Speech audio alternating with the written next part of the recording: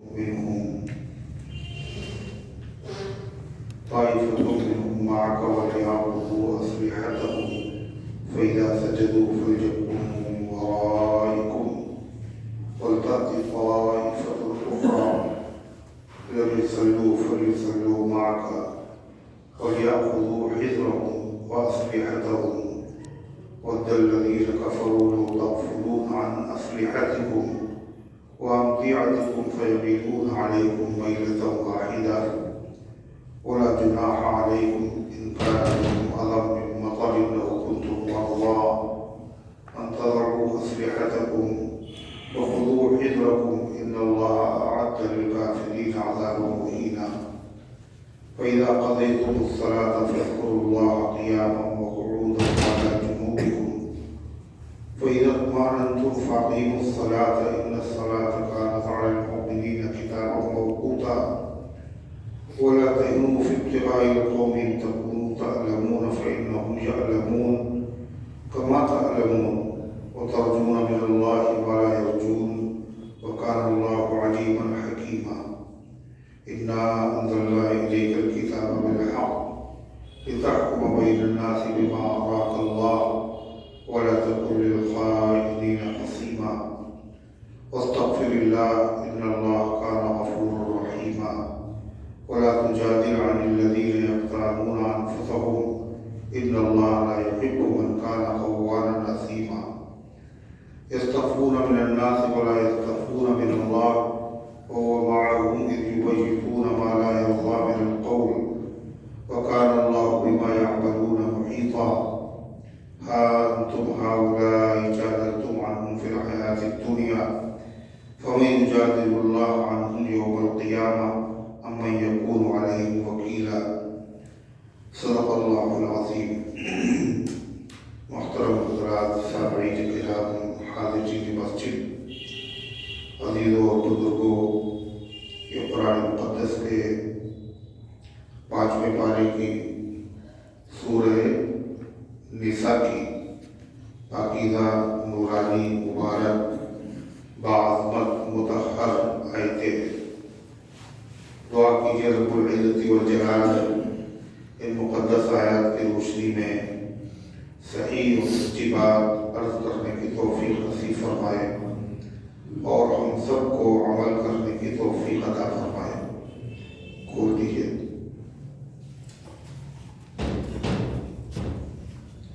اللہ تعالیٰ نے اس سے پہلے کی آیات میں جہاد کا اور ہجرت کا تذکرہ فرمایا اور ظاہر ہے جہاد میں اور ہجرت میں سفر کی ضرورت پیش آتی ہے. تو ان آیات میں سفر کی نماز کا تذکرہ ہے. سفر میں نماز کیسے پڑھی جائے. آدمی اگر مسافر ہے اور شریعت نے جسے مسافر کہا، شریعت کی نظر میں مسافر وہ ہے جو 3 منزل کے سفر کے ارادے سے روانہ ہو. 3 منزل کا مطلب ہوا 48 میل. تو جب شہر کی آبادی سے باہر پہنچ جائے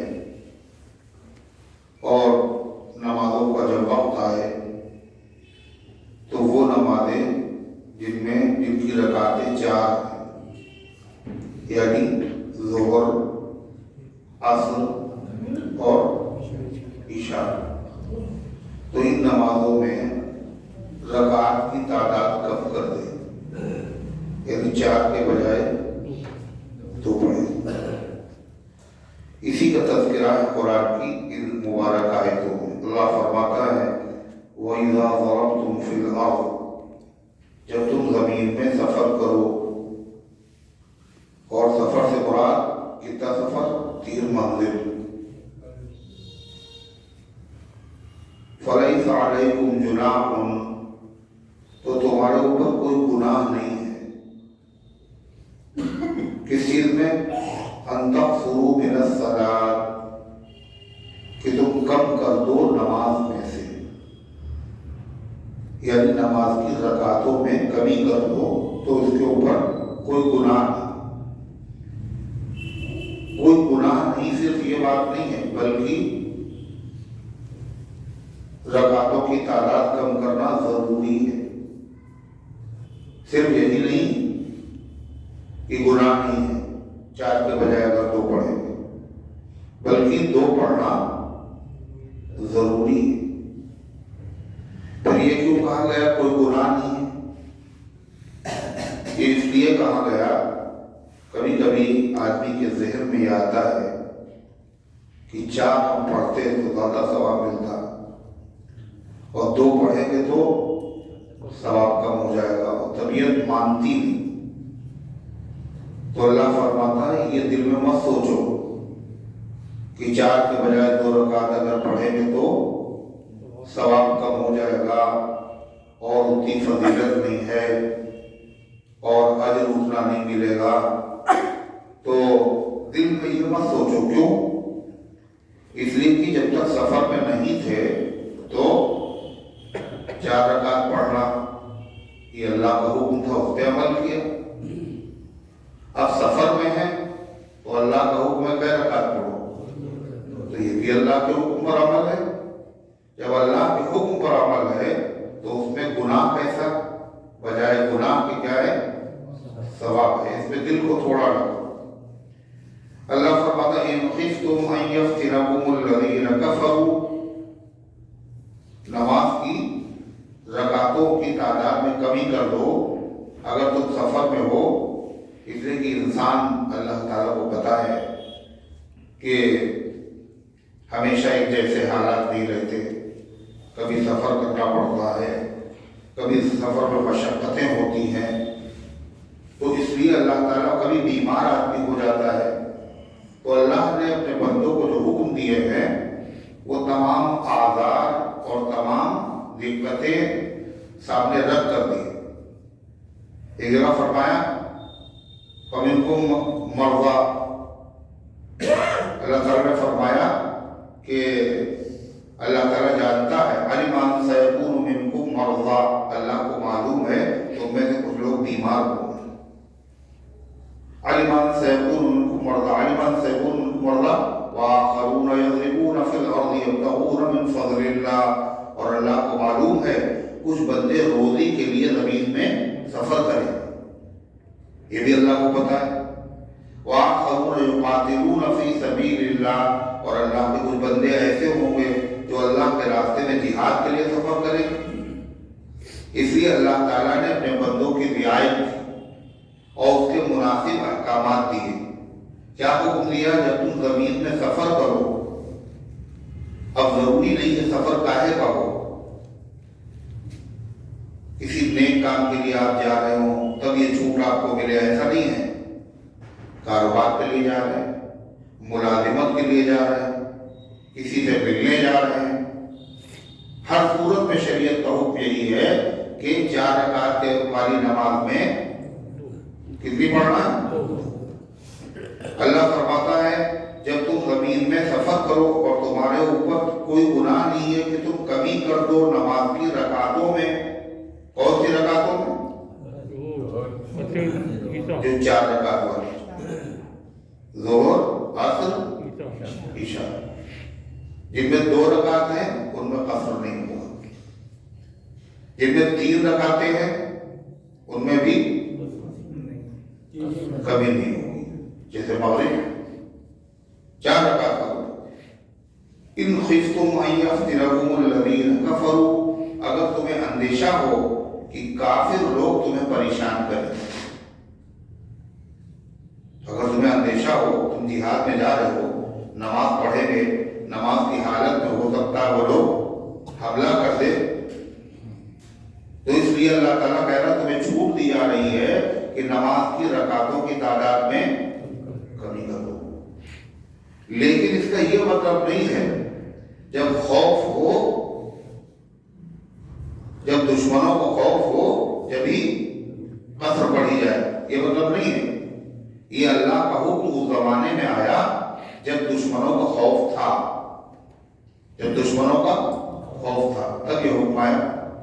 لیکن اگر دشمنوں کا خوف نہ بھی ہو، صرف سفر ہو، جب بھی اللہ کا حکم یہی ہے، کیا 4 रकात वाली 2 रकात। लेकिन ये कब है 2 रकात? जब आप अकेले पढ़े। अगर आप वहां गए, मुसाफिर हैं आप, मस्जिद में पहुंचे, इमाम साहब 4 रकात पढ़ा रहे, तो आपने सोचा हम तो हैं मुसाफिर, लिहाजा 2 रकात पे आपने सलाम फेर दिया। ये सही नहीं। इमाम के पीछे जब पढ़ेंगे, मुकीम इमाम के पीछे, तो कितनी पढ़ेंगे? 4। और जब तन्हा पढ़ेंगे तो 2 रकात पढ़ेंगे। तो ये हुक्म कब आया? अल्लाह ताला फरमाता है कि अगर तुम्हें अंदेशा हो अयफ्तिनकुल्लज़ीना कफरू, कि तुम्हें परेशान करेंगे, तुम्हें सताएंगे काफिर लोग, इन्नल काफिरीना कानू लकुम अदुव्वम मुबीना, और वाकई काफिर लोग तुम्हारे खुले हुए दुश्मन हैं, वो कुछ भी कर सकते हैं। इसलिए अल्लाह ने इजाजत दे दी कि नमाज में की रकातों में तखफीफ करो। लेकिन ये हुक्म खौफ के साथ खास नहीं है, बल्कि हर मुसाफिर के लिए। हजरत याला इब्ने उमैया रज़ियल्लाहु अन्हु, इन्होंने हजरत उमर रज़ियल्लाहु अन्हु से कहा कि कुरान की इस आयत पे तो ये है कि अगर काफिर तुम्हें सताने का तुम्हें खौफ हो तो नमाज की रकातें कम कर दो। लेकिन हम लोग तो जब कोई खौफ भी नहीं है, फिर भी हम लोग सफर में कितनी पढ़ते हैं, रकातें कम कर देते हैं। तो कुरान में तो है कि अगर खौफ हो तुम्हें दुश्मनों का, तो हजरत फारूक आदम ने फरमाया कि मुझे भी इस बात पे ताज्जुब हुआ था, मुझे भी इस बात पे ताज्जुब हुआ था कि कुरान में तो कहा गया अगर दुश्मन का अंदेशा है, और हालांकि कोई अंदेशा नहीं, और फिर भी कसर पढ़ी जा रही नमाज। तो कहा मैंने नबी करीम सल्लल्लाहु अलैहि वसल्लम से पूछा, आपने फरमाया हाज़िही सदक़तु तसद्दक़ल्लाहु बिहा अलैकुम, ये अल्लाह का इनाम है। क्या है? अल्लाह का इनाम है, लिहाजा इसको कबूल कर लो खुश दिली के साथ। यानी दुश्मन का खौफ हो या ना हो, हालत सफर में अगर हैं तो अल्लाह ताला की तरफ से बंदों को ये इनाम मिला है कि बजाय 4 रकात के 2 रकात। तो मालूम ये हुआ ये हुक्म जो है दुश्मनों के अंदेशे के साथ खास नहीं है, बल्कि ये सफर का हुक्म है। और सफर भी कौन? यहां से काकोरी नहीं, यहां से बाराबंकी नहीं, यहां से आलमबाग का नहीं, कहां तक का? 48। इतना सफर पे इरादे से निकला हो, इतना नहीं बल्कि 4000 किलोमीटर के इरादे से निकला, तो कहा जब 48 मील पे मुसाफिर हो गया, ये तो 4000 है, ये तो 5000 है। जब कम के ऊपर मुसाफिर हो जाता है तो जितना लंबा सफर होगा जब भी ये सहूलत रहेगी, चाहे सफर में कोई दिक्कत ना हो, पढ़ने में कोई परेशानी नहीं, अपनी गाड़ी है, हर तरह का आराम है, फिर भी शरीयत का हुक्म क्या है? यही है, अल्लाह ताला को अपनी ताकत पर दिखाओ। अल्लाह ताला तो छूट दे रहा है और हम क्या कह रहे हैं? हम 4 पढ़ेंगे। ये अल्लाह को अपनी ताकत दिखाना। तो अल्लाह ताला ने बीमार बनाया है तो बीमारी की हालत में इजाजत दी बैठ के पढ़ लो, मगर आप कहें चाहे गिर जाए मगर खड़े होकर पढ़ेंगे, ये क्या है? अल्लाह को अपनी ताकत का मुजाहरा करना अल्लाह के सामने, ये गलत है। बंदे बन के रहो। तो किसी ने अब्दुल्लाह इब्न उमर रज़ियल्लाहु अन्हु से यही पूछा कि कुरान में तो लिखा हुआ है कि रकातों की तादाद कम कर दो अगर दुश्मन का अंदेशा हो।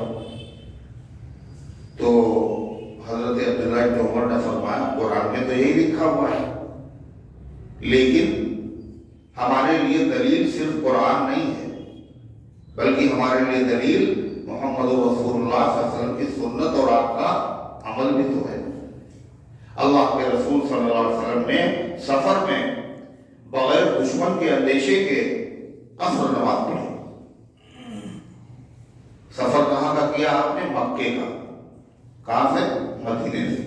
حج کا سفر، عمرے کا سفر، اور اس سفر میں آپ مسافر ہو گئے.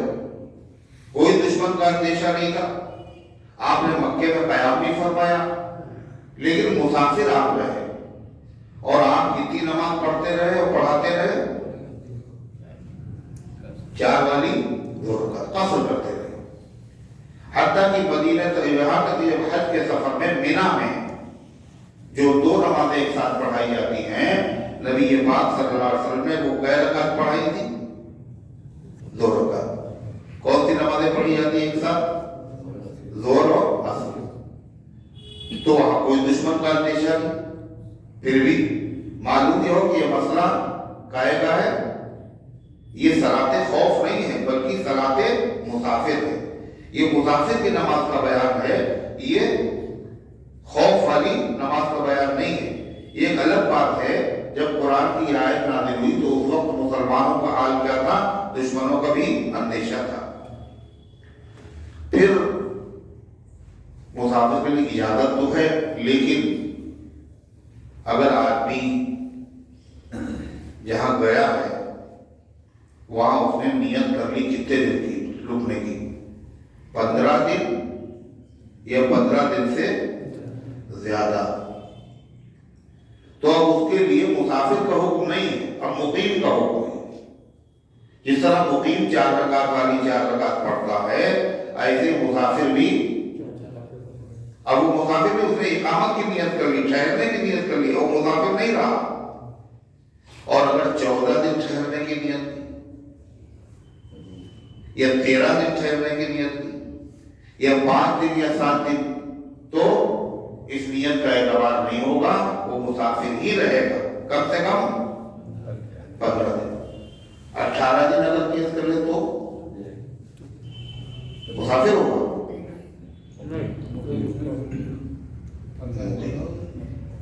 پھر جب 15 میں وہ مقیم ہو گیا تو 18 میں تو وہی ہے. تو اللہ تعالیٰ نے کیا ارشاد فرمایا وَإِذَا كُنْتَ فِيهِمْ. اب یہاں جو ہے آگے کی جو آیت میں ذکر ہے یہ صلاۃ خوف کا ذکر ہے. صلاۃ خوف کے وقت کی نماز. یہ کون سی نماز تھی؟ صلاۃ مسافر والی نماز. اب صلاۃ خوف کا ذکر ہے. صلاۃ خوف نبی کریم صلی اللہ علیہ وسلم صحابہ کے ساتھ لشکر آپ کا موجود ہے اور سامنے دشمنوں کا لشکر اور نماز کا وقت ہو گیا. دشمن سامنے ہے اور نماز کا وقت ہو گیا. تو ایسی صورتحال میں نبی پاک صلی اللہ علیہ وسلم نے اور صحابہ نے نماز وہاں بھی پڑھی. اور کیسے پڑھی؟ الگ الگ نہیں. کیسے پڑھی؟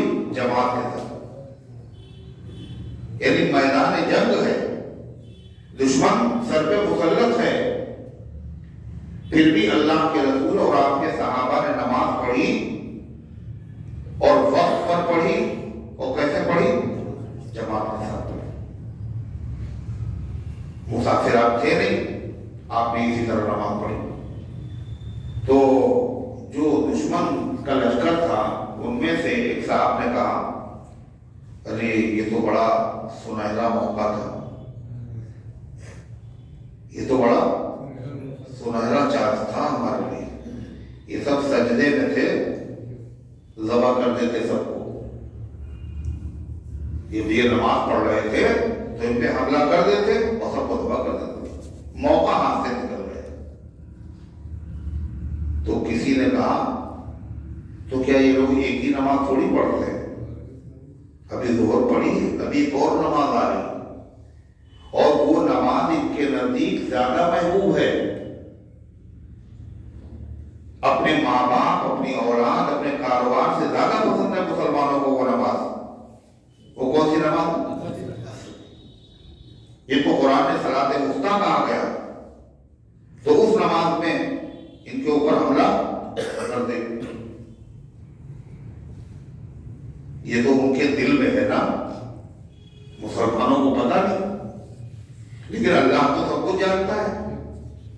اللہ رب العزت والجلال نے قرآن کی یہ آیتیں نازل کر دی کہ نماز پڑھی جائے گی، وقت پر پڑھی جائے گی، جماعت کے ساتھ پڑھی جائے گی، لیکن اس کا طریقہ بدل دیا گیا۔ اس کو کہتے ہیں صلاۃ خوف۔ کیسے پڑھی جائے گی؟ اللہ طریقہ بتا رہا ہے کہ لشکر کو 2 حصوں میں تقسیم کر دیجیے۔ کئی حصوں میں؟ 2 حصوں۔ ایک حصہ دشمن کے مقابلے میں کھڑا رہے اور ایک حصے کو آپ نماز پڑھائیں، لیکن اس کو جو آپ نماز پڑھائیں گے تو پوری نہیں پڑھائیں گے، ایک رکعت پڑھ لیں گے نماز اور یہ دشمن کے مقابلے میں چلے جائیں، اور وہ جو دشمن کے مقابلے میں تھا وہ جماعت آ جائے اور اللہ کے نبی ان کو دوسری رکعت پڑھا دے۔ اللہ کے نبی کی 2 رکعتیں ہو گئی اور ان جماعتوں کی ایک رکعت، ایک کی پہلی رکعت اور ایک کی دوسری رکعت۔ ایک رکعت ان کی چھوٹ گئی، دوسری اور ان کی پہلی چھوٹ گئی۔ اللہ کے نبی نے سلام پھیر دیا۔ سلام پھیرنے کے بعد اب کیا حکم ہوا؟ تم لوگ باری باری اپنی چھوٹی ہوئی نماز پوری کرو۔ یہ حکم صرف نبی کریم صلی اللہ علیہ وسلم کے ساتھ خاص نہیں ہے، بلکہ آپ کا کوئی نائب ہو، اگر اللہ کے نبی موجود ہیں تو کون امام بنے گا؟ خود ہی امام بنے گا۔ کسی کے لیے صحیح نہیں ہے کہ اس کے پیچھے نماز پڑھی جائے، اور اگر اللہ کے نبی صلی اللہ علیہ وسلم نہیں موجود ہیں، آپ کا نائب ہے، تو اس کے لیے بھی یہی مسئلہ ہے، وہ کیا کرے؟ نماز پڑھی جائے گی، خوف کا وقت ہے، دشمن کے حملے کا اندیشہ ہے، وقت پر پڑھی جائے گی، جماعت کے ساتھ پڑھی جائے گی، لیکن ترتیب بدل دی گئی۔ کیا ترتیب بدلی گئی؟ سنیے، اللہ فرماتا وَإِذَا كُنْتَ فِيهِمْ، اور جب آپ ان میں تشریف رکھتے ہو، مسلمانوں میں آپ موجود ہو، فَأَقَمْتَ لَهُمُ الصَّلَاةَ، اور خوف کا موقع ہو، آپ ان کو نماز پڑھانا چاہیں، فَلْتَقُمْ طَائِفَةٌ مِّنْهُمْ، تو کھڑی ہو ایک جماعت ان میں سے، مَعَكَ، آپ کے ساتھ، اور ایک جماعت آپ کے ساتھ اور ایک جماعت دشمن کے مقابلے میں۔ وَلْيَأْخُذُوا أَسْلِحَتَهُمْ، اور یہ جو جماعت آپ کے ساتھ نماز پڑھ رہی ہے، ان کو چاہیے کہ لے لیں اپنے اسلحے، اپنے ہتھیار، نماز کی حالت میں زرہ پہنے ہوئے ہیں، خود پہنے ہوئے ہیں، تلوار لٹکی ہوئی ہے، خنجر ساتھ میں ہے، اس کے ساتھ نماز پڑھیں۔ وَلْيَأْخُذُوا أَسْلِحَتَهُمْ، اور لوگ لے لیں اپنے ہتھیار۔ کیوں؟ اس لیے کہ ہو سکتا ہے دشمن کا حملہ شدید ہو جائے اور اس کی وجہ سے لڑنا پڑ جائے، تو جب لڑنا پڑ جائے گا ہم تو نماز میں ہیں، اب ہتھیار لینے کے لیے جائیں گے، اتنی دیر میں ذرا نقصان ہو جائے گا، اس لیے فوری طور پر کیا ہو جواب دشمن کو دیا جا سکے، اس کے حملے کا دفاع کیا جا سکے، اس لیے اسلحہ لے کے نماز پڑھیں۔ چاہیے کہ لے لے وہ اپنا اسلحہ۔ فَإِذَا سَجَدُوا، جب وہ سجدہ کر لے، سجدہ کرنے کا مطلب یعنی ایک رکعت پڑھ لے۔ ادھر رکعت کب مانی جائے گی؟ جب رکوع کر لے، جب تک سجدہ نہیں ہوگا رکعت نہیں۔ جب وہ سجدہ کر لے یعنی ایک رکعت ان کی ہو گئی، فَلْيَكُونُوا مِنْ وَرَائِكُمْ، تو وہ چلے جائیں تمہارے پیچھے، تمہارے پیچھے اور دشمن کے مقابلے میں۔ وَلْتَأْتِ طَائِفَةٌ أُخْرَىٰ، اور آ جائے دوسری جماعت، کون سی؟ جو دشمن کے مقابلے میں اب تک کھڑی ہوئی تھی، اب وہ واپس آ جائے اور اللہ کے نبی اور امام اپنی جگہ پہ ہے، وہ آ جائے. پھر آ جائے دوسری جماعت. کون سی جماعت؟ لم یصلوا، جس نے اب تک ایک رکعت بھی نہیں پڑھی. فلیصلوا معک، چاہیے کہ وہ آپ کے ساتھ نماز پڑھے. ایک رکعت تو آپ پڑھا چکے ہیں، ایک رکعت جو دوسری ہے وہ کون پڑھے گا؟ دوسری جماعت آگے پڑھے. وَلْيَأْخُذُوا حِذْرَهُمْ وَأَسْلِحَتَهُمْ، اور ان کو چاہیے لے نماز پڑھنے کے وقت میں اپنے بچاؤ کا سامان اور اپنے ہتھیار. نماز کی حالت میں بچاؤ کا سامان کیا؟ جس سے دشمن کے تیر کا، تلوار کا حملہ روکا جا سکے، یعنی زرہ. اور سر کو بچانے کے لیے جیسے ہیلمٹ ہوتا ہے، ایسے ایک لوہے کی ٹوپی ہوتی تھی، خود اسے کہتے ہیں. اور زرہ جسم کو بچانے کے لیے، یہ ہوا بچاؤ کا سامان. اللہ تعالیٰ فرماتا ہے ایسا کیوں کہا جا رہا ہے، یہ ترکیب کیوں بتائی جا رہی ہے؟ وَدَّ الَّذِينَ كَفَرُوا، اس لیے کہ کافر چاہتے ہیں، لَوْ تَغْفُلُونَ عَنْ أَسْلِحَتِكُمْ وَأَمْتِعَتِكُمْ، اگر تم غافل ہو جاؤ اپنے اسلحے سے اور اپنے سامان سے، فَيَمِيلُونَ عَلَيْكُمْ مَيْلَةً وَاحِدَةً، تو تمہارے اوپر وہ ایک دم سے حملہ کر دے. یہی پروگرام تھا نا ان کا. اور اللہ تو دل کی دھڑکنوں سے واقف. اللہ تعالیٰ نے یہ ترکیب بتا دی.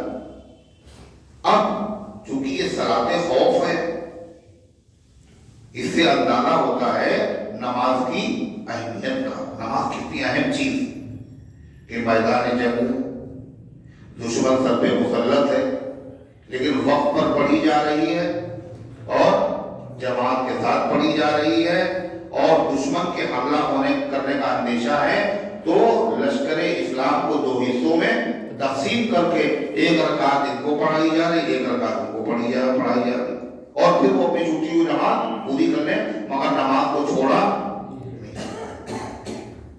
یہ حکم کب ہے؟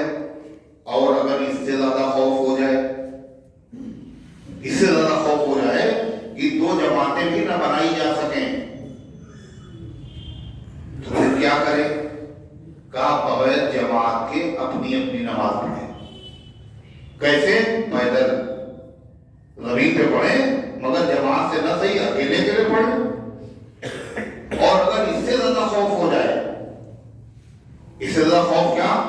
یعنی نیچے اتر کر نماز پڑھنے پر بھی قادر نہیں، گھوڑے سے نیچے اتر بھی نہیں سکتے، تو گھوڑے پر سوار ہو کر کے نماز پڑھیں. اس پہ نماز کیسے پڑھے؟ کہ اشارے سے رکوع کر لیں، اشارے سے سجدہ کر لیں. یہ نماز پڑھ رہے ہیں، اور نماز میں ایک جماعت جا رہی ہے اور ایک جماعت آ رہی ہے، چل بھی رہے ہیں، اور نماز پھر بھی ان کی خراب نہیں ہو رہی. کیوں؟ یہ ضرورت. اس حالت میں چلنا معاف ہے، ساتھ میں اسلحے لٹکانا اس کی اجازت ہے. اور اگر اتنا دشمن کا شدید حملہ ہو جائے کہ نہ جماعت سے پڑھ سکتے ہیں، نہ پیدل ہو کے الگ الگ پڑھ سکتے ہیں، نہ گھوڑے پر پڑھ سکتے ہیں، تب کہ آپ نماز کو مؤخر کر دیں. کیا کر دیں؟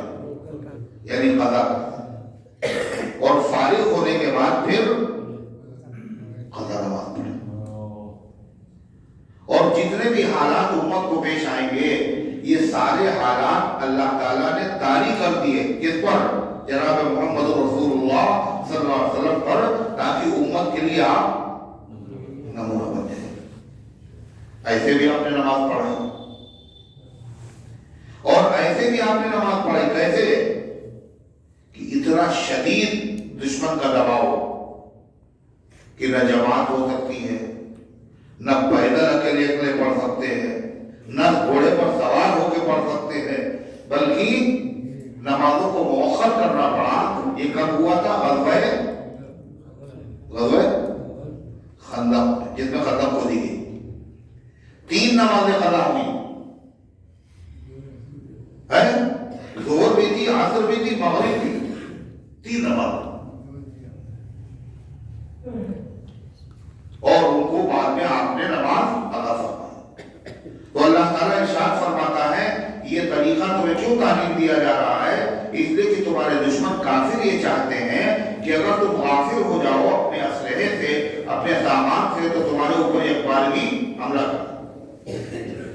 وَلَا جُنَاحَ عَلَيْكُمْ إِن كَانَ بِكُمْ أَذًى مِّن مَطَرٍ أَوْ كُنتُم مَّرْضَىٰ أَن تَضَعُوا أَسْلِحَتَكُمْ وَخُذُوا حِذْرَكُمْ۔ اللہ تعالیٰ فرماتا ہے اور اگر بارش ہو گئی، یعنی یہ دیکھیے پہلے یہ قانون ہے قرآن، اس میں ساری باتیں سامنے، ہر مسئلے کا حل ہے پہلے ہی سے۔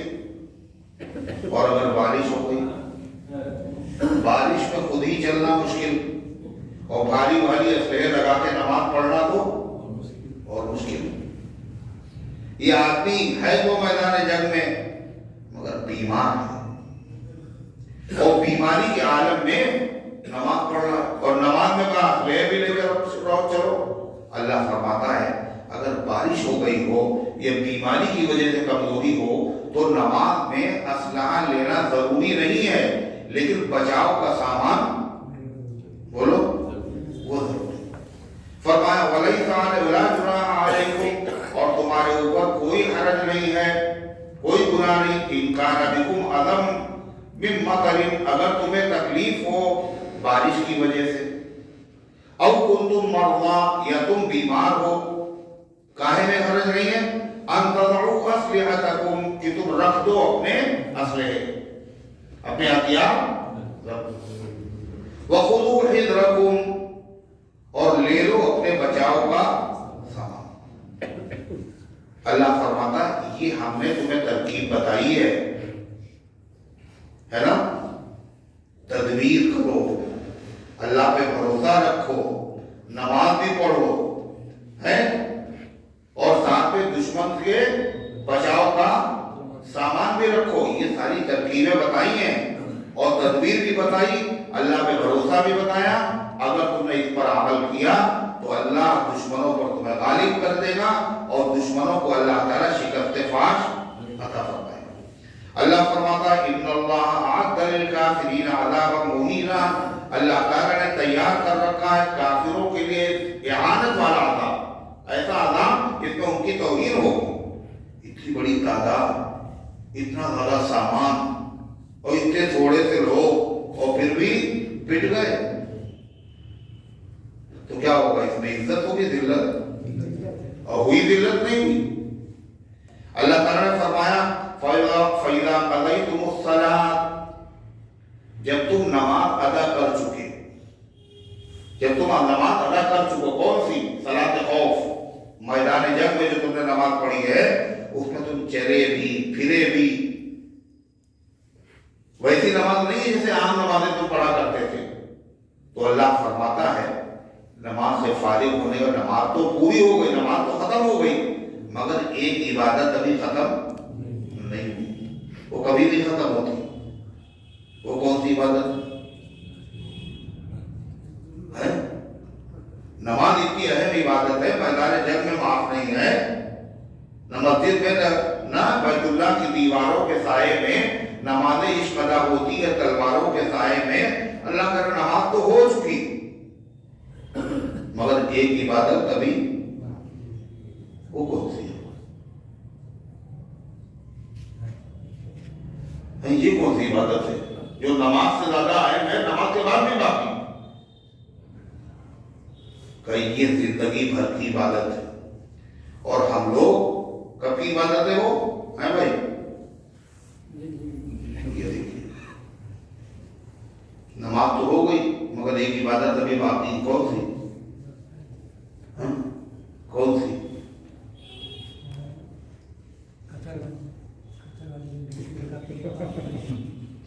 وہ تو نماز ہو ہی چکی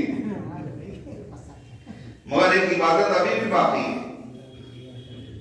وہ عبادت ہے اللہ کا ذکر۔ کیا ہے وہ؟ اللہ کا ذکر۔ کیا فرمان کر رہا؟ فَإِذَا قَضَيْتُمُ الصَّلَاةَ، اور جب تم نماز ادا کر چکو، فَاذْكُرُوا اللَّهَ، تو اللہ کو یاد کرو، ذکر کرو اللہ کا۔ کیسے؟ قِيَامًا وَقُعُودًا وَعَلَىٰ جُنُوبِكُمْ، کھڑے ہونے کی حالت میں، بیٹھنے کی حالت میں، لیٹنے کی حالت میں۔ نماز میں تو پابندی ہے، وضو بھی کرنا ہے اور وقت پر نماز پڑھنا ہے، ارے ہے، لیکن ذکر میں کوئی پابندی نہیں ہے، نہ اس میں وقت کی قید ہے اور نہ اس میں کھڑے ہونے کی قید ہے قیام کی، بلکہ قیام و قعود علی جنوبکم، کھڑے ہو کر کے بھی ذکر کرو اور بیٹھ کے بھی کرو اور لیٹنے کی ہر وقت ذکر کرو۔ یہ ایسا فرض ہے جو ہر مسلمان پر فرض ہے اور ہر حال میں فرض ہے، کبھی معافی نہیں۔ نماز پڑھ رہے، نماز میں بھی ذکر ہے اللہ کا، نہیں نماز میں کیا ہوتا ہے باقی الصلاۃ ذکری ذکری، اور نماز قائم کیجئے میرے ذکر کے لیے، نماز کو ذکر ہے نہیں۔ یہ سبحانک اللہم و بحمدک و تبارک اسمک کا ہے، شروع ہونے کے بعد اللہ اکبر، یہ کیا ہے؟ اور قرآن جو پڑھا جا رہا ہے یہ کیا ہے؟ ذکر۔ یہ سبحان ربی العظیم کیا ہے؟ ذکر۔ یہ سبحان ربی الاعلیٰ کیا ہے؟ ذکر۔ التحیات کیا ہے؟ ذکر۔ درود شریف کیا ہے؟ دعائیں کیا ہے؟ سلام کیا ہے؟ ذکر ہی تو ہے۔ فرمائی تو نماز کی شکل میں ذکر تھا، یہ نماز سے فارغ ہو گئے مگر ذکر اب بھی ختم نہیں ہوا، اب کیسے کریں؟ فَاذْكُرُوا اللَّهَ قِيَامًا وَقُعُودًا وَعَلَىٰ جُنُوبِكُمْ، کھڑے ہونے کی حالت میں اور بیٹھنے کی حالت میں اور لیٹنے کی حالت میں، ہر حال میں اللہ کا ذکر، اور جب جہاد کر رہے ہو تب بھی ذکر، جب بھی اللہ کا ذکر ہے، اس وقت بھی اللہ کا ذکر۔ حضرت عبداللہ بن عباس رضی اللہ عنہ فرماتے ہیں جب تک آدمی کو ہوش و حواس ہے، جب تک آدمی بے ہوش نہ ہو جائے، جب تک اس کو ہوش و حواس میں ہے، اس وقت تک ذکر اس سے معاف نہیں سمجھ میں آئی بات؟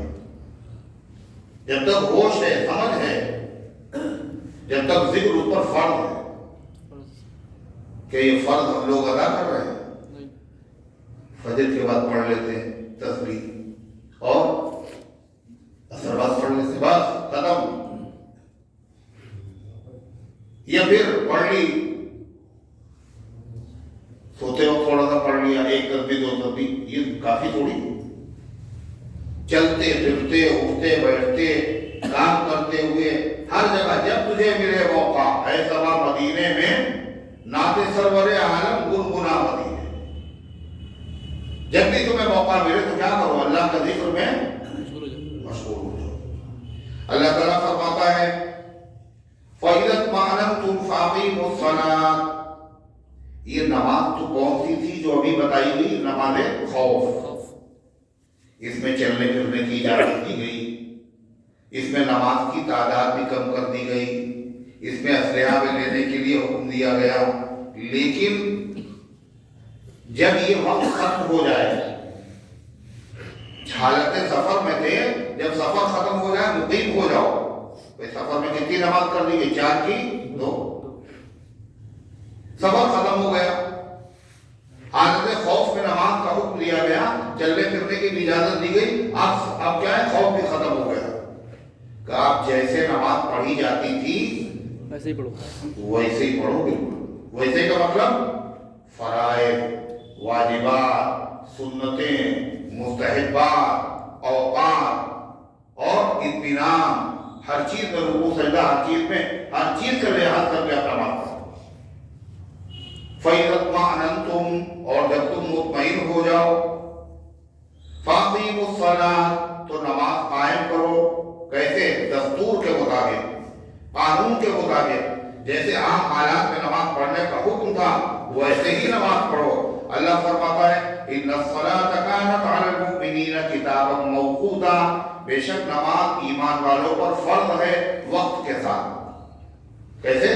وقت کے ساتھ، وقت کے ساتھ، نماز چھوڑ نہیں سکتے، کیوں؟ نماز فرض ہے، نماز کی پابندی کرنا ضروری ہے، نماز فرض ہے، اور وقت کی بھی پابندی کرنا ضروری ہے، اس لیے کہ نماز وقت کے ساتھ فرض ہے۔ یہ نہیں جب جی میں آیا تو اٹھ کے پڑھ لی، ہے؟ ہمیشہ فجر کب پڑھ رہے ہیں؟ ظہر کے ساتھ۔ یہ کیا کر رہے ہیں؟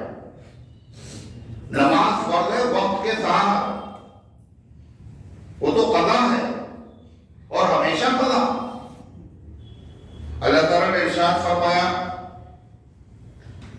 وَلَا تَهِنُوا فِي ابْتِغَاءِ الْقَوْمِ إِن تَكُونُوا تَعْلَمُونَ فَإِنَّهُمْ يَعْلَمُونَ كَمَا تَعْلَمُونَ، اور اے ایمان والو ہمت مت ہارو،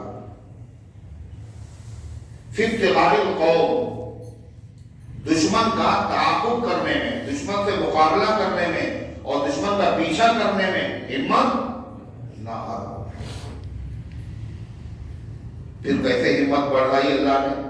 ہمت کیسے بڑھائی خدا نے؟ سنیے، اللہ فرماتا ہے ان تکونوا تعلمون، اگر تم زخمی ہو، اگر تم زخم کھائے ہوئے ہو، فإنہم یعلمون، تو وہ لوگ بھی زخم کھائے ہوئے، کون؟ تمہارے دشمن۔ تم اگر زخمی ہو تو وہ بھی تو زخمی ہیں، وہ ہمت نہیں ہارے اور تم نے ہمت ہار دی۔ وہ باطل پر ہیں اور تم حق پر ہو، وہ شیطان کے راستے میں ہیں اور تم اللہ کے راستے میں ہو۔ اگر وہ زخمی، اگر تم زخمی ہو تو وہ بھی زخمی ہیں۔ اور پھر آگے اللہ کہتا ہے ایک بات ایسی ہے جو تمہارے پاس ہے جو ان کے پاس نہیں ہے، تمہیں تو اور نہیں ہمت ہارنا چاہیے۔ وہ کیا چیز؟ وہ کیا ہے؟ سنیے، اللہ فرماتا ہے وَتَرْجُونَ مِنَ اللَّهِ مَا لَا يَرْجُونَ، اور تم امید رکھتے ہو اللہ تعالیٰ سے اس چیز کی جس کی وہ لوگ امید۔ کیا امید ہے؟ دنیا میں اللہ دشمن کے اوپر فتح عطا فرمائے گا، اللہ کا وعدہ ہے، اللہ کا وعدہ سچا ہے۔ اور آخرت میں کیا ہوگا؟ اجر ملے گا، ثواب ملے گا، نعمتیں ملے گی، جنت ملے گی، جنت کی نعمتیں انتظار کر رہی ہیں۔ ان کو بھی امید ہے، ان کو امید نہیں، تو وہ ہمت نہیں آ رہے، تم ہمت آ رہے جا۔ اللہ تعالیٰ نے ارشاد فرمایا وَكَانَ اللَّهُ عَلِيمًا حَكِيمًا، اور اللہ علم والا بھی ہے اور حکمت والا بھی ہے۔ اللہ کو تمہارے حالات کا بھی پتہ، اللہ کو تمہارے کاموں کو بھی پتہ، لہذا ان حالات میں اللہ نے جب بھی جو حکم دیا ہے اس حکم میں تمہارا ہی فائدہ ہے، نفع ہی نفع ہے۔ آنکھ بند کر کے اللہ کے حکموں پر عمل کرتے چلے جاؤ، ہار نہیں ہوگی، نفع ہی تمہارا نفع ہوگا۔ اللہ تعالیٰ نے فرمایا اِنَّا أَنزَلْنَا إِلَيْكَ الْكِتَابَ بِالْحَقِّ، ہم نے آپ کے پاس بھیجی ہے کتاب سچائی کے ساتھ، ہم نے آپ کے پاس کتاب بھیجی ہے سچائی کے ساتھ، حقانیت کے ساتھ۔ کاہے کے لیے بھیجی؟ لِتَحْكُمَ بَيْنَ النَّاسِ، تاکہ اس کتاب میں جو سچائی بیان کر دی گئی ہے اس سچائی کے مطابق آپ لوگوں کے درمیان میں فیصلہ کریں، لوگوں کے درمیان فیصلہ کریں۔ یہ نہیں کہا مسلمانوں کے درمیان فیصلہ کریں، لوگوں کے درمیان، اچھا ہو یا برا، اپنا ہو یا پرایا، مسلمان ہو یا غیر مسلم۔ جب آپ کے پاس کوئی مقدمہ آئے تو قرآن آپ پر نازل کیا گیا ہے، لہذا اس قرآن کی روشنی میں آپ اس کا فیصلہ کیجیے، رعایت کسی کی نہیں۔ کیسا فیصلہ؟ انصاف والا فیصلہ۔ بما اراک اللہ، اس کے مطابق فیصلہ کیجیے جو اللہ نے آپ کو بتا دیا، اللہ نے جو حقیقت آپ کو سمجھا دی ہے۔ باقی لوگوں کو تو حقیقت پتہ چلتی نہیں ہے، اللہ نے صحیح اور اصلی بات آپ کو بتا دی ہے، اس کے مطابق فیصلہ کیجیے۔ وَلَا تَكُنْ لِلْخَائِنِينَ خَصِيمًا، اور خیانت کرنے والوں کی طرفداری نہ کیجیے، چاہے وہ مسلمان ہونے کا دعویٰ کر رہے ہوں، اگر انہوں نے خیانت کی ہے، قصور ان کا ہے، غلطی ان کی ہے، تو ان کی حمایت و طرفداری نہ کیجیے۔ یہ تو قرآن کی آیت ہے۔ اس کا پس منظر کیا ہے؟ کن حالات میں آیت نازل ہوئی؟ جب وہ سمجھیں گے تو بات اچھی طرح سمجھیں۔ کہ شروع زمانے میں جب ہجرت کر کے مسلمان مدینہ طیبہ پہنچے تو حالات خستہ تھے بہت، ان کی گزر اوقات کاہے میں تھی، کھجوریں اور جو کا آٹا، گیہوں نہیں، کون سا؟ جو کا آٹا۔ اور گیہوں بھی وہ ضرورت کی مقدار رکھ لیتے تھے، وہ بھی وہاں مدینے میں نہیں ملتا تھا، ملک شام سے آتا تھا۔ کاہے کے لیے؟ کوئی مہمان آ جائے گا تو کیا کھلائی گے؟ گیہوں کی روٹی سے کھلائی، اس کے ارادے سے۔ یہ تھا صحابہ کا جذبہ۔ تو ایک صحابی حضرت قتادہ ابن نعمان، ان کے چچا ہیں حضرت رفاعہ، انہوں نے اس گیہوں کا آٹا خرید لیا ایک بوری میں، کاہے کے لیے؟ مہمان آئیں گے تو یہ کو کھلائیں۔ اور اسی بوری میں انہوں نے اپنے اسلحے بھی رکھ دیے، اسی بوری میں۔ قریب میں ایک قبیلہ تھا، اس قبیلے کا نام تھا بنو عبیرق، بنو عبیرق۔ اس میں ایک صاحب تھے، ان کا نام تھا بشر، ایک کا نام تھا بشیر، ایک کا نام تھا مبشر۔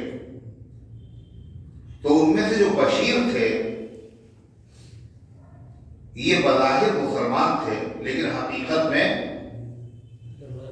منافق تھے، مسلمان نہیں تھے بلکہ منافق تھے بشیر۔ اور خستہ حالی ان کے وہاں بھی تھی، غریبی۔ تو ان کو اندازہ ہو گیا کہ ان کے وہاں گیہوں کا آٹا، تو اس نے نقب لگائی ان کے گھر میں۔ کس کے گھر میں؟ حضرت رفاعہ کے گھر میں۔ اور وہ بوری جس میں آٹا تھا وہ چرا لی۔ اتفاق یہ کہ وہ کہیں سے پھٹی ہو تو آٹا گرتا ہوا بتا رہا تھا یہ کہاں گئے۔ خیر صبح کو بتایا حضرت رفاعہ نے اپنے بھتیجے سے، قتادہ سے، کہ میرے گھر پر نقب لگی اور چوری ہو گئی۔ بوری جس میں اسلحہ اور آٹا تھا وہ لے گئے۔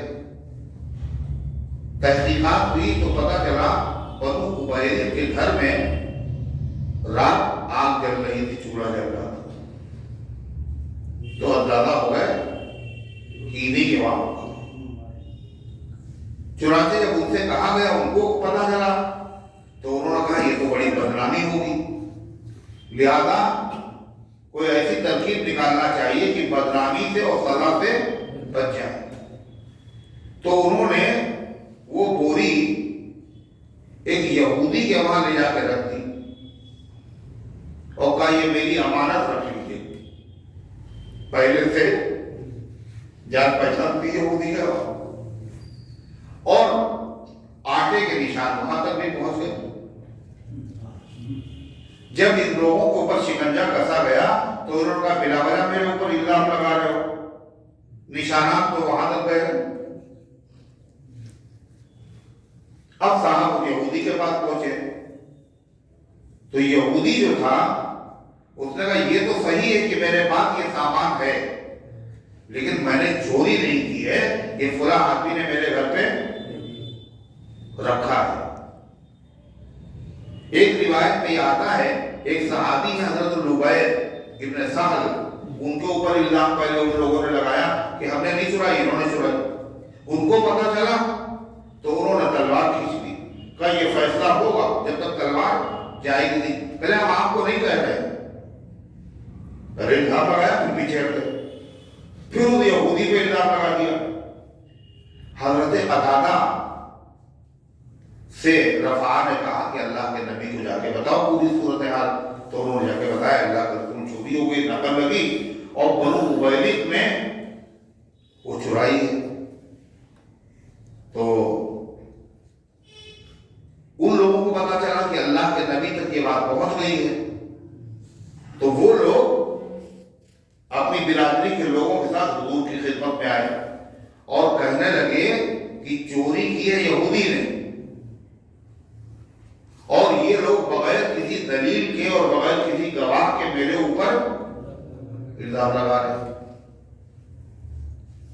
اللہ کے رسول صلی اللہ علیہ وسلم کے پاس جب حضرت قتادہ گئے اور انہوں نے بتایا تو آپ نے فرمایا مسلمان کے اوپر تم الزام لگا رہے ہو بغیر ثبوت کے۔ تو حضرت قتادہ جو تھے وہ شرمندہ ہوئے، کرے اس سے اچھا حضور سے ہم نہ کہتے، بہت تکلیف ہوئی ان کو۔ انہوں نے رفاعہ کو جا کے بتایا اپنے چچا کو، یہ دیکھیے تو ان کو جا کے بتایا، ان کو بھی بہت تکلیف ہوئی کہ اس سے اچھا تھا کہ یہ بات ہی نہ کہی جاتی۔ تو یہ لوگ چاہتے یہ تھے کہ یہودی چونکہ غیر ایمان والا ہے لہذا اس پر الزام لگا دیا جائے گا اور اس کو سزا مل جائے گی اور بدنامی بھی ہماری نہیں ہوگی اور سزا سے بھی ہم بچ جائیں گے۔ اور اللہ کے نبی کو بھی حمایت میں لینا چاہتے تھے، حضور دیکھیے میرے اوپر بغیر کسی دلیل کے الزام لگا رہے ہیں اور سامان برآمد یہودی کے در سے ہوا۔ اس موقع پر قرآن کریم کی یہ آیت نازل اور اللہ نے پردہ فاش کر دیا کہ یہودی چور نہیں ہے، چور یہ منافق ہے۔ اور جرم سے بچنے کے لیے، سزا سے بچنے کے لیے، بدنامی سے بچنے کے لیے آپس میں سب لوگوں نے مشورہ کیا ہے کہ کرنا کیا چاہیے، اور اس کے بعد یہ صورت آپ کے سامنے رکھی ہے۔ لہٰذا جب اللہ نے آپ کو حقیقت بتا دی ہے، اے پیغمبر آپ اس حقیقت کے مطابق فیصلہ کیجئے اور ان کے لوگوں کی بالکل حمایت نہ کیجئے۔ پھر کیا ہوا؟ اب تو بھاڑا پھوٹ گیا، بھائی قرآن نے کہہ دیا۔ اب وہ جو منافق تو تھا تو ظاہر بات ہے پہلے کیا تھا، وہ چھپائے ہوئے تھا، اب اس کا پول کھل گیا، اب وہ ننگا ہوا۔ جب ننگا ہو گیا تو صاف صاف اس نے اعلان کر دیا۔ چنانچہ وہ بھاگ کر مدینے سے بھاگ کر کے کہاں چلا گیا؟ مکے، مشرکین کے یہاں، یعنی مرتد ہی ہو گیا۔ تھا تو پہلے بھی منافق، جیسے ابھی ایک قصہ ہوا ہے نا، تھا تو پہلے بھی وہی، اور بعد میں کیا ہوا، اس نے جو نقاب لڑے ہوئے تھا اس نے وہ اتار دیا، کہا یہ ہے، یہی ہوا۔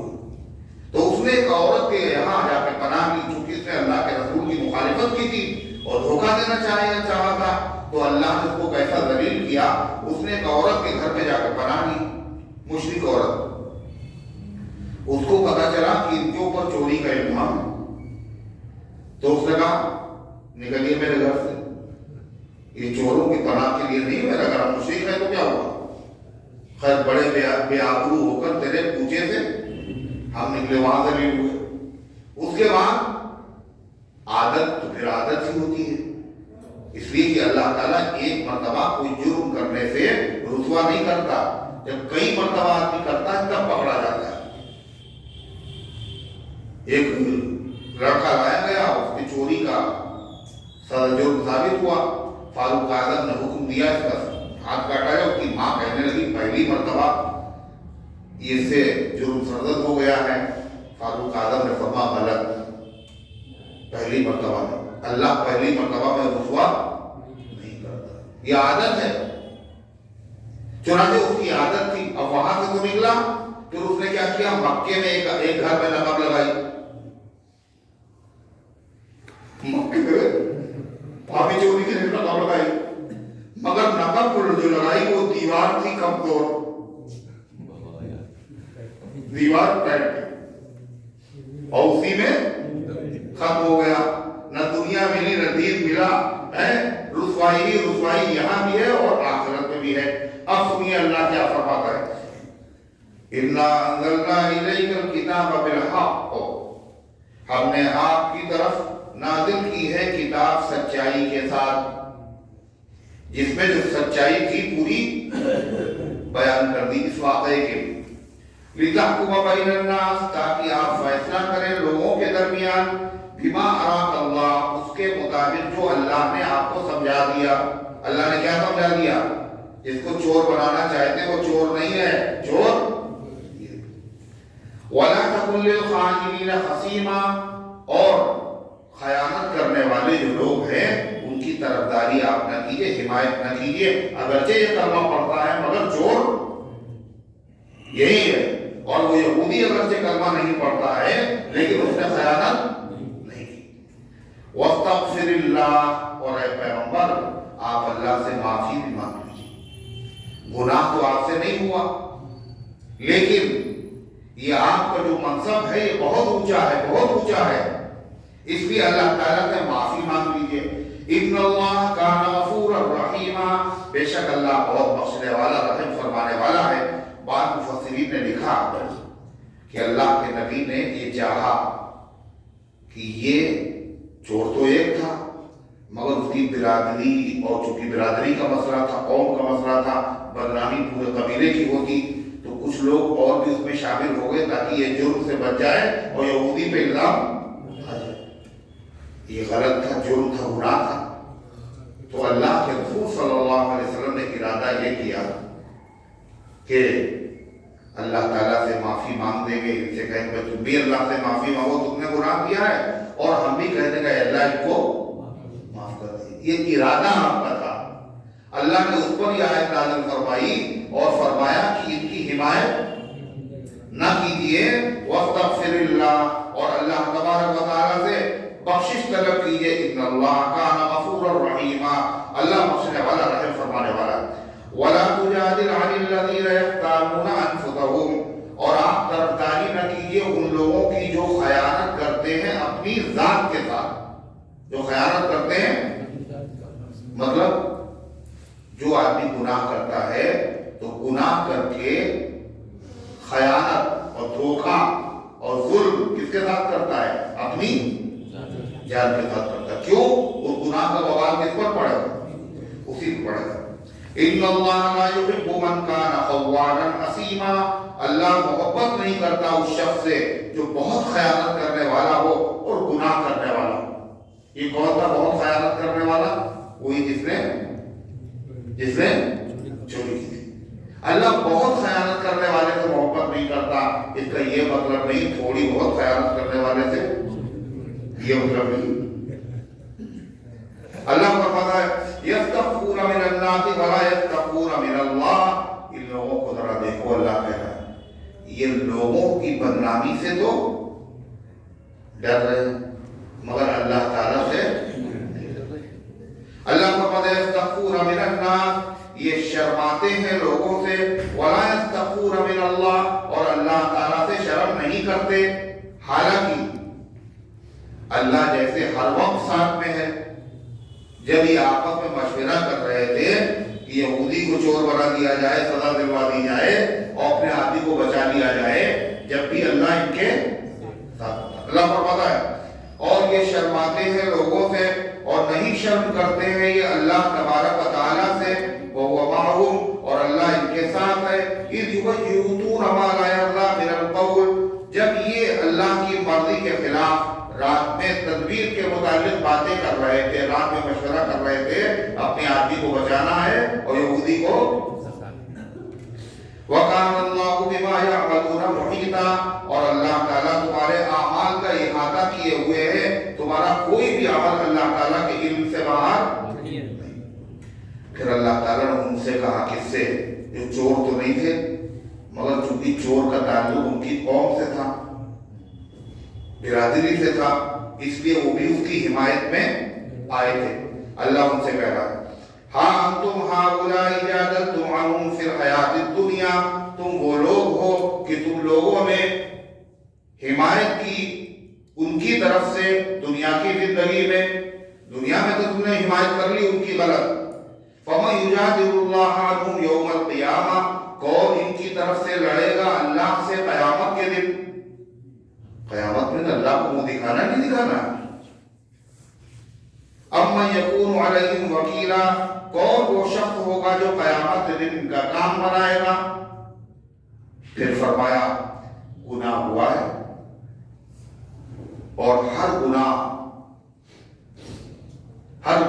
جب آدمی احساس کر لے ہم سے گناہ ہوا ہے تو چاہے جتنا بڑا ہونا، چھوٹا ہو یا بڑا ہو، لازم ہو یا متعدی ہو، اپنا نقصان کیا ہو یا دوسرے کا بھی نقصان کیا ہو، کوئی گناہ ایسا نہیں ہے جو معاف نہ ہو جائے۔ شرط یہ ہے کہ آدمی قاعدے سے اس کے لیے توبہ اور استغفار کرے دستور کے مطابق. دستور کے مطابق کیا؟ توبہ کے لیے کئی شرطیں؟ 3. پہلی شرط جو گناہ ہوا ہے اس پہ شرمندہ ہو، اور ایسا شرمندہ ہو جس سے دل اس کا اندر سے دکھے، غلط کیا ہم نے، ہمیں ایسا نہیں کرنا چاہیے، مسلمان ہو کے نماز نہیں پڑھی، بہت دن تک ہم نے یہ گناہ کیا، شرمندہ ہو، دل دکھے. دوسری شرط وہ گناہ جو کر رہا تھا اس کو فوراً چھوڑ دے. یہ نہیں کہ صاحب بڑا برا زمانہ آ گیا ہے اور نامحرموں کی طرف دیکھ رہے اور پھر بڑا برا زمانہ آ گیا، استغفر اللہ. یہ کیا ہے؟ یہ تو توبہ کے اندر مذاق ہے. گناہ چھوڑ دے، چاہے 50 مرتبہ توبہ کرے، خانہ کعبہ کا غلاف پکڑ کے توبہ کرے، لیکن گناہ ابھی تک باقی ہے تو اللہ معاف تھوڑی نہ کرے گا. پہلی شرط شرمندہ ہو، دوسری شرط گناہ کو فوراً چھوڑ دے. دوسری شرط کیا ہے بھائی؟ کیا دوسری شریف پڑھے؟ پہلی شرط کیا ہے؟ شرمندہ ہو. دوسری شرط کیا ہے؟ تیسری شرط اس گناہ کے دوبارہ نہ کرنے کا پکا ارادہ کرے. 3 شرطیں ہوئی. اور اگر کسی کا حق بھی ہے، کسی بندے کا حق ہے اس میں شامل، تو وہ حق بھی ادا کرے یا اس سے معافی مانگے. اگر اس نے معاف بھی کر دیا تو کیا ہوگا؟ اب یہ سچی توبہ ہے، اب معاف ہو. اللہ کیا فرماتا ہے سنیے، وَمَن يَعْمَلْ سُوءًا، اور جو برائی کرے. کیسی برائی؟ جس میں اس نے گناہ بھی تھا اور دوسرے کا نقصان بھی ہوا. جیسے اس نے چوری کی، چوری کرنے والا گنہگار بھی الگ ہو رہا ہے اور جس کی چوری کی اس کا نقصان بھی ہو رہا ہے. اس کو کہتے وَمَن يَعْمَلْ سُوءًا، جو شخص برائی کرے، اور یضرب نفسہ، یا اپنے اوپر ظلم کرے. اپنے اوپر ظلم کرنے کا مطلب کسی اور پر نقصان نہیں ہوا، نقصان اب نہیں کیا ہے. ثم یستغفر اللہ، اور پھر اس کے بعد اللہ سے معافی مانگ لے، یجد اللہ غفورا رحیما، تو پائے گا اللہ کو بہت بخشنے والا اور رحم کرنے والا. 70 سال تک گناہ کیا، 80 سال تک بت پرستی کی، اور آخر میں سچی توبہ کر لی. 80 سال کے مجرم کو اللہ ایک لمحے میں معاف کر دیتا ہے. اللہ تعالیٰ نے فرمایا، حضرت علی رضی اللہ عنہ فرماتے ہیں کہ میں نے حضرت صدیق اکبر سے ایک حدیث سنی. اس سے حضرت علی بھی خلیفہ اور صدیق اکبر بھی خلیفہ. یہ روایت نقل کرنے والا خلیفہ سے خلیفہ ہے. اور حضرت علی کہتے ہیں میں اللہ کے نبی کے علاوہ جب کسی سے کوئی حدیث سنتا تھا تو اس کو قسم کھلاتا تھا کہ قسم کھاؤ یہ اللہ کے نبی نے تم سے بیان کیا، تم نے سنا ہے. مگر میں نے صدیق اکبر کو قسم نہیں کھلائی، اس لیے کہ صدیق اکبر کو صدیق اکبر ہے، یقیناً انہوں نے سچ کہا. اور پھر حدیث نقل کی. انہوں نے فرمایا کسی سے قصور ہو جائے، غلطی ہو جائے، آدمی شرمندہ ہو، نادم ہو، اللہ سے توبہ کرے اور 2 رکعت نماز پڑھے. اس کا نام ہے صلاۃ توبہ. تو اللہ تبارک و تعالیٰ اس بندے کے گناہ کو معاف کر دیتا ہے. اللہ اسی کا ذکر فرما رہا ہے، فرمایا وَمَن يَكْسِبْ إِثْمًا فَإِنَّمَا يَكْسِبُهُ عَلَى نَفْسِهِ وَكَانَ اللَّهُ عَلِيمًا حَكِيمًا. اور جو شخص گناہ کرتا ہے تو اس گناہ کا اثر اسی کی ذات پر پہنچتا ہے. وہ یہ نہ سمجھے ہم نے دوسرے کا گناہ کیا. وَكَانَ اللَّهُ عَلِيمًا حَكِيمًا، اور اللہ علم والا بھی اور حکمت والا بھی ہے. اللہ کو پتہ ہے کہ اس نے کون سا گناہ کیا ہے، اور حکمت والا بھی ہے. کبھی سزا ہلکی سی فوراً دیتا ہے، ورنہ آخرت میں اللہ سزا دے گا، اور جیسا جرم ہوگا اس کے مناسب۔ وَمَنْ يَكْسِبْ خَطِيئَةً أَوْ إِثْمًا ثُمَّ يَرْمِ بِهِ بَرِيئًا فَقَدِ احْتَمَلَ بُهْتَانًا وَإِثْمًا مُبِينًا۔ اور جو آدمی کسی گناہ کا ارتکاب کرے، جو شخص کوئی چھوٹا گناہ کرے، خطیہ، او اسمن، یا کوئی بڑا گناہ کرے، جیسے اس نے چوری کی تھی، ثم یرمی بہ بریئا، پھر وہ الزام لگا دے ایسے آدمی کے اوپر جو بری تھا، یعنی پاک دامن تھا، اس نے جرم نہیں کیا خود اور لگا دیا دوسرے پہ، تو ایسے آدمی نے ڈبل گناہ کیا۔ ایک تو گناہ کیا ہے نا، ایک تو گناہ کیا، دوسرا اس کا الزام ایسے آدمی کے اوپر لگا دیا جس کا دامن اس گناہ سے پاک تھا، یہ تو کہتے بہتان۔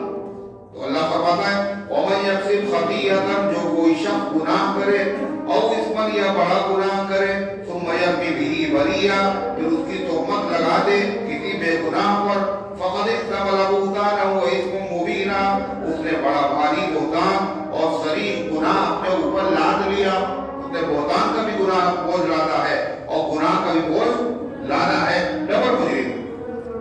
پھر آگے اللہ تعالیٰ کیا کہہ رہا ہے کہ ان لوگوں نے کوشش تو بہت کی تھی کہ اللہ کے نبی بھی ان کی حمایت کر دیں اور یہودی کو مجرم سمجھ لیں اور یہودی کو سزا دے دیں، کوشش تو بہت کی تھی، کامیاب بھی ہو جاتے، مگر اللہ کا فضل تھا، آپ نبی ہیں، اللہ نے آپ کو معصوم بنایا ہے، آپ سے غلطی ہو ہی نہیں سکتی ہے، اس لیے اللہ تعالیٰ نے فضل فرمایا اور قرآن پاک کی آیتیں نازل فرما کر کے اللہ تعالیٰ نے اصل مجرم کو بے نقاب کر دیا۔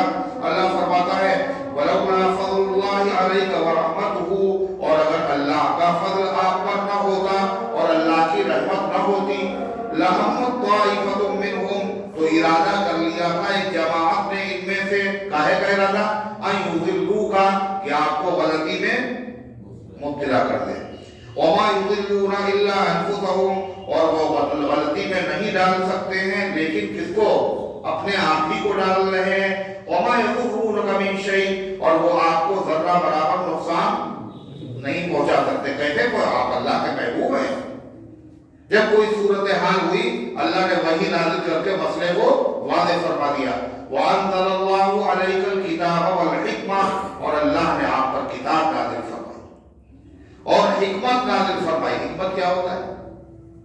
ایک تو کتاب قرآن، حکمت حدیث،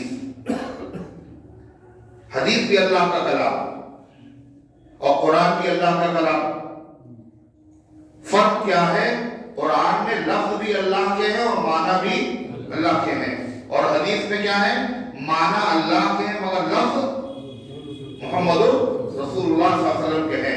اسی لیے ایک ہوتی وحی، وحی مطلوع، مطلوع مطلب ایسی وحی جس کی تلاوت کی جائے، ایک ہے وحی غیر مطلوع، وحی تو وہ بھی ہے مگر اس کی تلاوت نہیں ہوتی، تو وحی مطلوع قرآن ہے اور وحی غیر مطلوع حدیث ہے، دونوں اللہ تعالیٰ کا کلام ہے۔ وَأَنزَلَ اللَّهُ عَلَيْكَ الْكِتَابَ وَالْحِكْمَةَ، اور اللہ آپ پر کتاب اور علم کی باتیں نازل فرماتا ہے، وَعَلَّمَكَ مَا لَمْ تَكُنْ تَعْلَمُ، اور اللہ نے آپ کو وہ بتا دیا جو آپ جانتے۔ اس سے کیا پتہ چلا؟ جو بدعتی کیا کہتے ہیں اللہ کے رسول کو سب پتہ ہے، حضور سب کچھ جانتے ہیں، ہے نا؟ قرآن کی آیت کیا بتا رہی ہے؟ اللہ کے نبی سب کچھ نہیں جانتے، اگر آپ جانتے ہوتے تو آپ حضرت قتادہ سے کیا نہ کہتے ایک مسلمان پر بلا وجہ الزام لگا رہے ہو، کہتے نہیں؟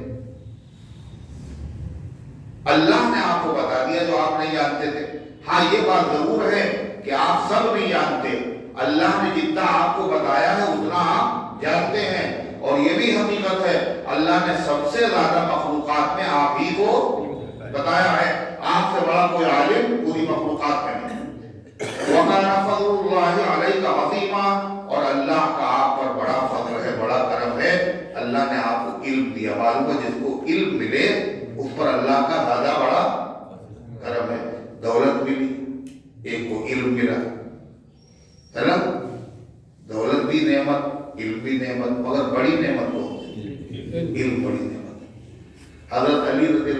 کہتے ہیں رضینا قسمت الجبار فینا، ہم جبار اللہ تعالیٰ، قسمت مانے تقسیم، ہم جبار کی تقسیم پر راضی ہیں، یعنی اللہ نے جو بانٹا ہے بندوں کو ہم اس پہ راضی ہیں۔ کیسے بانٹا؟